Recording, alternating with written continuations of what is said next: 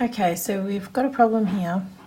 We're asked to use Dijkstra's algorithm to solve, and we're looking for the shortest path between S to F. Okay, so we could look at this and find that shortest path right away, but we're going to use Dijkstra's algorithm, and I'm going to show you how it works. So we're starting at S, so we're just going to make up a table. So S is going to be my first row, and then I'm going to put in the other vertices. So I've got A, B, C, D, and F. And now I'm going to look at the distances between those vertices. So I have a direct connection between S and A, and it has a value of 1. So I'll put 1 here. Between S and B, I have a value of 5, so I'll place 5 here. And I don't have any other direct connections to S, so I'm just going to place crosses here. Now I'm going to look for the lowest value in my row, and I'm going to put a box around it. So in this case, the lowest value is 1, so I'm going to put a box around that. And I'm going to see what column that came from, and it came from A. So A will now become my next row, and I'm going to bring down that boxed value of 1. Now we're going to start looking at connections to A.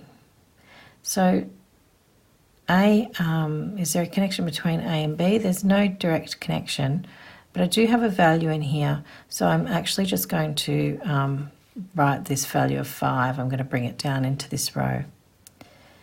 There's a direct connection between A and C, and that has a value of 3. But I need to actually add that value of 3 now to this boxed value of 1. So I need to do 3 plus 1, and that's going to give me a value of 4. There's a connection between A and D, and it's 9. Again, I'm going to add that 9 to this value of 1, and I will get a value of 10. And between A and F, there's no direct connection. Okay, so now I have to go and I have to look for the lowest unboxed value and put a box around it. So for this row, it's going to be 4. And I'm going to check what row that came from, column, sorry, that came from column C. I'm going to make that my next row. I'm going to bring down my boxed values.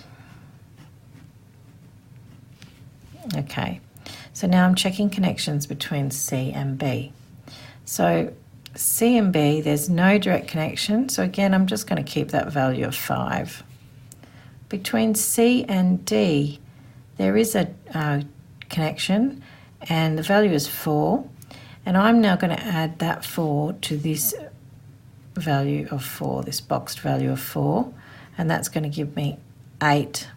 Now, the reason I wrote 8 here is because it's less than this value of 10. If I had got a value larger than 10, I wouldn't have written it down. I would have just kept this 10, okay? So now we have a look between C and F, and there's no direct connection, so put an X. The next lowest unboxed value in this row is 5. I'm going to put a box around that. I'm going to look at the column it comes from, and that will be my new row. I'm going to bring down all my boxed values. Okay, I'm going to check now the connection between B and D. There's no direct connection, so I'm going to keep this value of 8.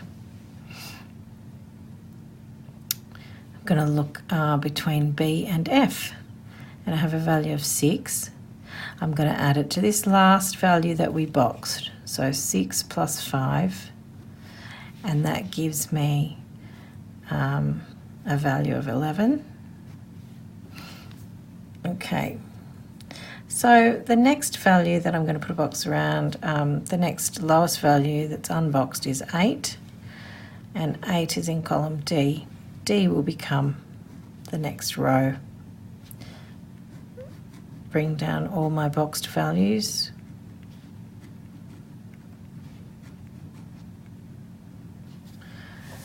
Okay, now we look at our last connection, D and F. Now between D and F, we have a value of 2, and we have to add it to the last boxed value, which was 8. And 2 plus 8 gives me a value of 10, and I have to decide whether I put 10 here or 11. Well, 10 is lower, and I'm going to put the lowest value.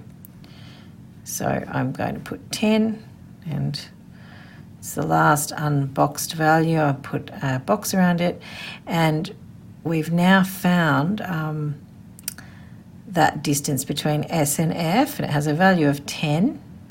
And we can look at the path.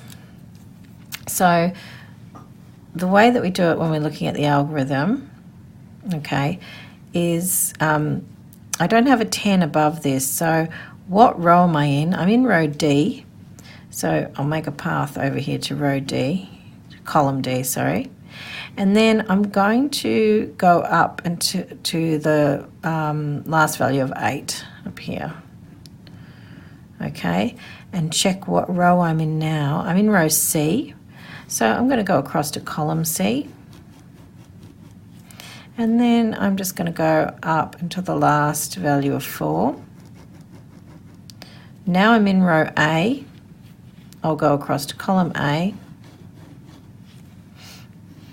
and up to here, my last value of 1. So this is going to be my shortest path.